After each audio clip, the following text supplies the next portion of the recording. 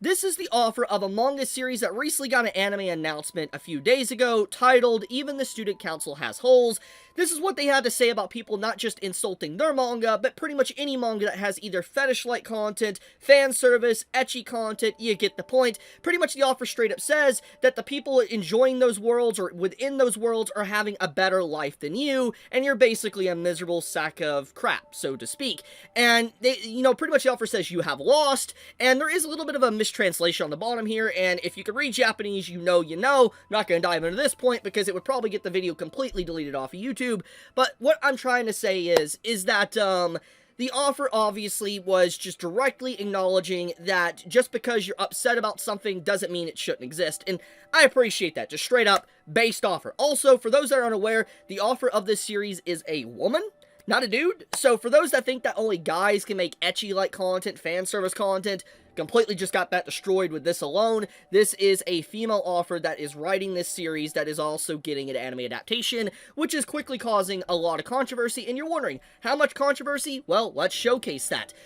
226,000 likes on this post alone. This is just one post, then there is a lot of posts that are talking about this situation, a lot of people calling others out. There's a lot, but let's get into the first post that really is causing a lot of infamy with this anime announcement. This one in particular. Does Japan not have universities or something? It's always high schoolers.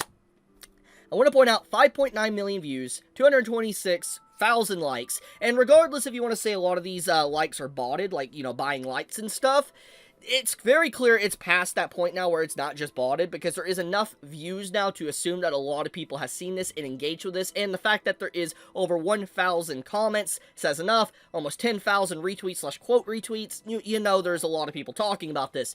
But let's get into what this means. Basically, there has been an active, ongoing trend as of late for the last 4 or 5 years, and it's honestly, I keep bringing it up, but it's very important. It's happened, and it's mainly increased ever since COVID. Ever since, like, the entire world was shut down, and then more people joined into the anime and manga community, we have had more stuff like this, and honestly, it's just gotten worse and worse as time goes on. We have people legitimately saying, all these studios so willing to pick up the most pedo slop to adapt into anime, but too afraid to pick up Berserk, and I'm just... Tell me you haven't read Berserk without telling me you haven't read Berserk. Because if you have read Berserk, you would know that after the eclipse, there is literally an entire arc where, like, the villain is, like, a lolly character. That literally everything is shown. Like, everything is shown on that character. And there's even a scene in the manga where Shirake, the little witch, the green-haired little witch, she gets on top of Guts while he's asleep, okay? Just tell me you legitimately haven't read Berserk, or you're just going out of your way to ignore the content because it is deemed, content that is appreciated by the vast majority of people that read manga. Just showcasing you're a hypocrite, basically. But, with that being said, we even have call-out posts, people saying, people are going out of their way to call out, like, the series, but then, while they do this, they refuse to actually do their commissions. They spend their time basically doing stuff like this. Pretty hilarious. We have Cloudy here basically pointing this out as well. It's like, has this become a trend to post stuff like this? And legitimately, it has. It's gained a lot of traction, and a lot of people keep talking about this. You don't believe me? Let me give a good example. This goes back to 2019-2020 with Uzaki-chan. If you don't remember, Uzaki-chan is a series that, let's be honest, got a lot of controversy back in 2020. It came out in 2020, for those that are unaware, July 2020, and the first season that came out, oh man, there was a lot of people talking about it. I mean, this is a Reddit post from 5 years ago talking about it. This is a post of the manga being advertised in a hospital, people talking about it, and I find it very ironic that the same people that complained about this are the same people that make posts like this, basically saying, why is it always high schoolers? And what I'm trying to make relevant here is that Uzaki's very premise is set in college. It is a college setting series. All the characters are way above age, if we want to go into that, and there is nothing technically problematic about that. However, now what people say when they shift the goalpost is say that, oh, Uzaki just looks like a kid. She doesn't look like an adult because of maybe her head design, maybe because, she's short, and this is where the height of consent and all that type of stuff comes in. But the point I'm getting at is that this entire topic has continuously gotten worse as time goes on, and pretty much anything that isn't deemed, let's say, battle shonen is called pedo slop.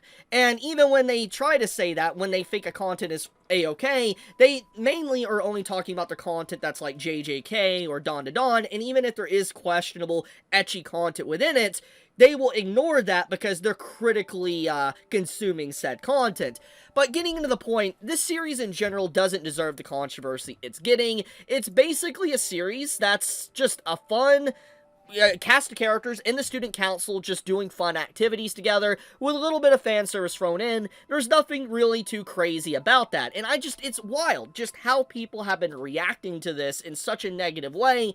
And it's just like, dude, honestly, Outrage Culture has legitimately really ruined the anime and manga community. It really has. Like, it has done unnecessary damage, everlasting damage to the community, because anything that is not deemed surface-level shonen battle slop is straight up considered, like, just a PDF. Like, you're basically a PDF if you even dare watch or read that said content. And it's just like, dude, it's very clear that these people that actually get into anime and that's doing this type of stuff don't actually like anime and manga. They're more or less the very same people that used to bully those like 10 to 15 years ago for even watching Dragon Ball, for instance. And it just, I hate this. I really hate what's been going on. And I just, like, I'm willing to bet you that when this show does come out, there's going to be two things that's going to happen. You're going to have a lot of complaints about it, and it's going to cause the series to become even more popular. In fact, there's already examples of the series being a little bit popular. We have this post from Manga Mogra, basically saying that there is, you know, an actual lot of circulation of copies for the manga, 1.6 million. So the series is doing relatively well, and is expected to do even better with this anime announcement. But it's just, it's crazy just seeing the overall outrage that this series is getting, when it's just literally a bunch of high schoolers just having fun. It's typical anime content that has been done over and over again for decades at this point. It's nothing necessarily brand new, just has a new coat of paint on it. Nothing wrong with that. I'm not putting it down. I'm just saying these people with this outrage culture is just getting very tiresome at this point. I mean, the fact that the series is already doing so well, it's going to become very popular. 1.6 million copies in circulation. I'm not too concerned about it, but it's just like the damage to conversations in general has been effectively ruined, and it's definitely spreading into the YouTube space. It's spreading into Reddit. It's spreading into discussion forums. I've seen this all over the place as of late, and it's just getting worse and worse. And this is why I keep bringing up, like, gatekeeping. This is why I keep bringing up, like, you know, post-COVID anime fans has legitimately just destroyed the anime community, and it's just getting worse as time goes on, because literally the content within this anime is just straight up stuff that we've seen time and time again, and it's nothing necessarily new, but somehow it's causing a reaction where over 226,000 people, and even if we want to be generous and say some of these are bots, it's very clear that it's gaining a lot of a negative reaction.